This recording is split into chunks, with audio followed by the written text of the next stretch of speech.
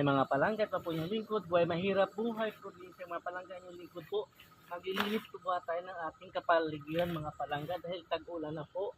So linisin po natin mga palangga para iwas danger mga rin po tayo mga palangga dahil masukal na po ang ating paligid mga palangga. So ang ganda mo po muna yung lingkod.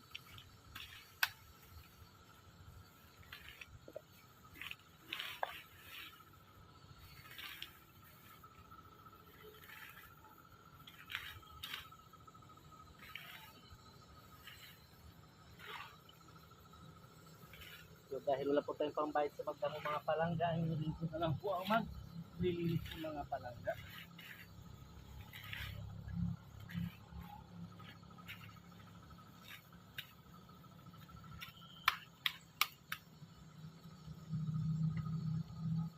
Dito meron po tayong crab claw na birds of paradise, ayan mga palangga oh.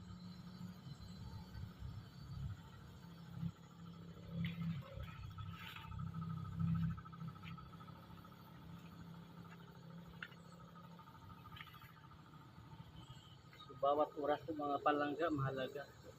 So wala na rin po pambilin chinelas sa inyong lingkod mga palangga. So yun, no? Natipigtal na po mga palangga. Kasi sobrang hirap po ng buhay mga palangga. Habang nagagamit pa, gagamitin natin mga palangga. So ay buhay talaga.